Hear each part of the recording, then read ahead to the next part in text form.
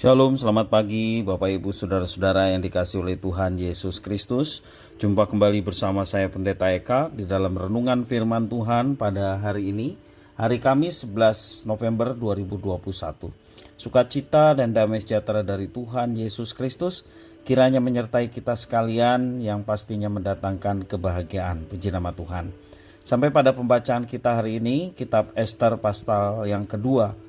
Kiranya firman Tuhan memberkati kita sekalian. Sebelum kita merenungkan bagian pasal yang kita baca hari ini, mari kita akan berdoa bersama.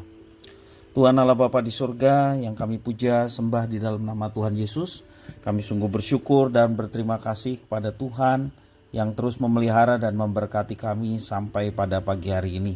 Kami mau terus mengisi hati dan pikiran kami dengan kebenaran firman Tuhan.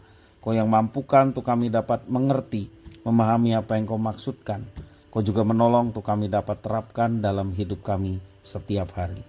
Terima kasih Bapa, terpujilah namamu. Demi nama Tuhan Yesus kami berdoa. Amin. Bapak Ibu Saudara-saudara, kita percaya akan kedaulatan Tuhan. Kalau kita percaya mutlaknya kedaulatan Tuhan, maka tidak ada yang kebetulan dalam hidup ini. Kita masih ada pada pagi hari ini juga karena kedaulatan Tuhan. Kita terlahir dari rahim ibu kita karena kedaulatan Tuhan. Kita mengakhiri kehidupan kita di dunia ini juga karena kedaulatan Tuhan.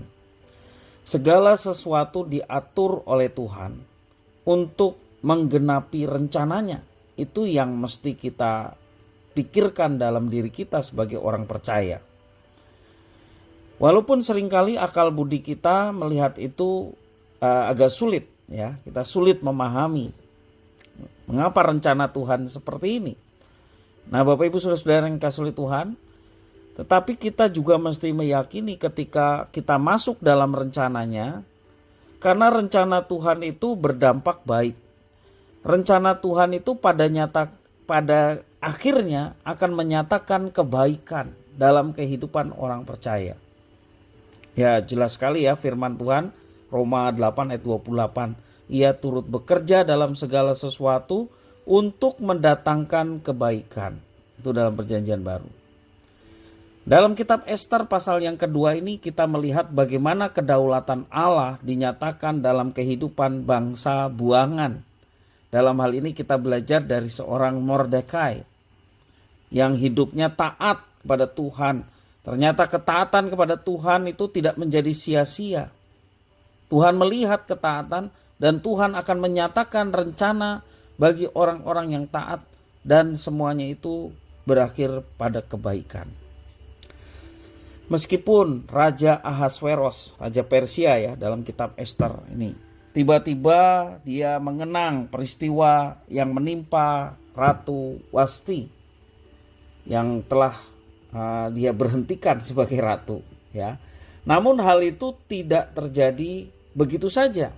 Kita meyakini bahwa segala sesuatu termasuk juga pengalaman Ratu Wasti itu semua dalam kendali Tuhan. Dalam Ester pasal 2 ayat 1 sampai yang keempat saya bacakan demikian. Ester diangkat menjadi ratu. Sesudah peristiwa-peristiwa ini, setelah kepanasan murka Raja Ahasveros sudah surut, terkenanglah Baginda kepada Wasti dan yang dilakukannya dan kepada apa yang diputuskan atasnya. Maka sembah para biduanda raja yang bertugas pada Baginda, hendaklah orang mencari bagi raja gadis-gadis, yaitu anak-anak dara yang elok rupanya. Hendaklah raja menempatkan kuasa-kuasa di segenap daerah kerajaannya supaya mereka mengumpulkan semua gadis anak-anak dara yang elok rupanya di dalam benteng Susan, di balai perempuan, di bawah pengawasan Hegai, sida-sida raja, penjaga para perempuan, hendaklah diberikan wangi-wangian kepada mereka. Dan gadis yang terbaik pada pemandangan raja, baiklah dia menjadi ratu ganti Wasti. Hal itu dipandang baik oleh raja dan dilakukanlah demikian. Nah, Bapak Ibu Saudara-saudara yang kasih Tuhan, Baik apa yang dilakukan Ahasveros, demikian juga para biduanda, dikatakan ayat yang saya bacakan tadi. Para biduanda yang mengusulkan agar diadakan pemilihan calon ratu yang baru, kita melihat bahwa Tuhan berkarya melalui ini, ya, melalui Ester. Hal itu tampak dari perlakuan khusus Hegai terhadap Ester, karena Tuhan membangkitkan rasa sayang Hegai kepada Ester. Ya, Hegai ini biduanda, baginda raja. Ayat 89 mengatakan, setelah titah dan undang-undang raja tersiar dan banyak gadis dikumpulkan di dalam benteng Susan di bawah pengawasan Hegai, maka Ester pun dibawa masuk ke dalam istana raja di bawah pengawasan Hegai, penjaga para perempuan. Maka gadis itu sangat baik pada pemandangannya dan menimbulkan kasih sayangnya, sehingga Hegai segera memberikan wangi-wangian dan pelabur kepadanya, dan juga 7 orang dayang-dayang yang terpilih dari isi istana raja, kemudian memindahkan dia dengan dayang-dayangnya ke bagian yang terbaik di dalam balai perempuan.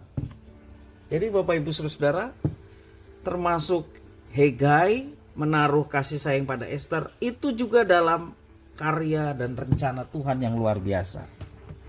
Sebagian besar orang akan merasa bahagia dan tersanjung apabila anak perempuannya terpilih menjadi calon ratu. Namun berbeda dengan Ester dan Mordekai, mereka sama sekali tidak memiliki ambisi mencari kekuasaan dan kekayaan. Sebaliknya, kalau bisa mereka ingin menyembunyikan identitas sebagai bangsa Yahudi. Lagi pula orang Yahudi dilarang kawin campur dengan orang non-Yahudi, sekalipun dia adalah seorang kaisar atau raja. Sebab pernikahan campur sangat dipandang negatif oleh masyarakat Yahudi. Nah Bapak Ibu Saudara, kalau kita perhatikan, tampaknya orang Yahudi tidak terlalu disukai oleh orang Persia. Itu sebabnya Ester perlu menyembunyikan identitasnya, dan Mordekai perlu secara rutin memeriksa keadaan Ester karena perilaku orang Persia terhadap orang Yahudi. Menurut pemandangan Mordekai, dia meyakini bahwa Tuhan tidak berkenan dengan perkawinan campur.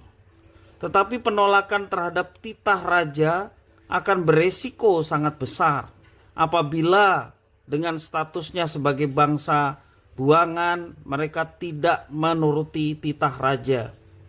Termasuk pengumpulan anak-anak gadis yang cantik itu ya, termasuk Ester di dalamnya. Nah dalam situasi seperti inilah Mordekai yang belum memahami rencana Tuhan lebih memilih untuk mawas diri sambil dia menantikan apa yang Tuhan mau nyatakan dalam setiap peristiwa yang terjadi dalam hidupnya, termasuk juga Ester. Bapak Ibu Saudara, kita lebih menyukai situasi hitam atau putih karena sangat jelas ya kalau pilihannya hitam atau putih.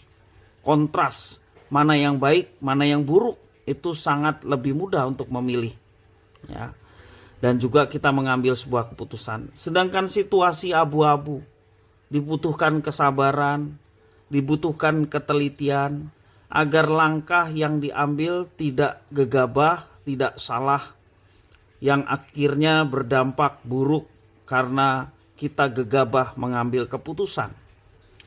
Yang terpenting dari semuanya itu adalah kita mau mengandalkan Tuhan.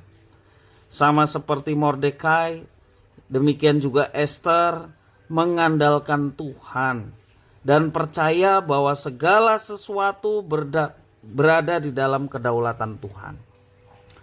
Demikian peristiwa ini mereka juga tidak menyadari kalau pada akhirnya Tuhan berkarya melalui raja yang belum mengenal Tuhan, Ahasveros, melalui Hegai, ya, biduanda, baginda raja yang pada akhirnya memiliki rasa kasih sayang terhadap Ester. Sampai pada akhirnya nanti kita akan belajar bagaimana Tuhan berkarya melalui Ester sampai Ester diangkat menjadi ratu di Persia. Sungguh luar biasa Bapak Ibu Saudara. Bangsa yang dibuang, ya, tidak memiliki kekuatan apa-apa, banyak kali justru malah mengalami ketakutan, intimidasi dan lain sebagainya. Mereka hanya berserah dan hidup dalam ketaatan dan satu keyakinan yang penting, bahwa Tuhan berkarya, kedaulatannya akan menjadikan segala sesuatu, termasuk juga raja yang berkuasa pada waktu itu, ada di dalam kendali dan kontrol Tuhan. Karena itu Bapak Ibu Saudara, apapun kondisi kita, apapun posisi kita saat ini, kita mau belajar tetap mengandalkan Tuhan. Sebab Tuhan berkarya dan pastinya, ini satu kepastian, pada akhirnya Tuhan akan menyatakan yang baik. Percayalah akan janji Tuhan, tetaplah untuk setia kepadanya, tetaplah mengandalkan Tuhan dalam segala sesuatu, maka kita akan melihat kebaikan yang Tuhan sediakan bagi kita sekalian. Puji nama Tuhan. Biarlah firman Tuhan ini memberkati Bapak Ibu Saudara sekalian. Mari kita berdoa. Tuhan Allah Bapa di surga, terima kasih atas firman Tuhan. Kau yang mampukan untuk kami dapat memahami, mengerti apa yang Kau maksudkan. Kau juga menolong kami untuk kami dapat menerapkan kebenaran firman Tuhan di dalam kehidupan kami, dan bagaimana kami hidup mengandalkan Tuhan. Terima kasih ya Tuhan, kami mau menyerahkan kehidupan kami sepanjang hari ini.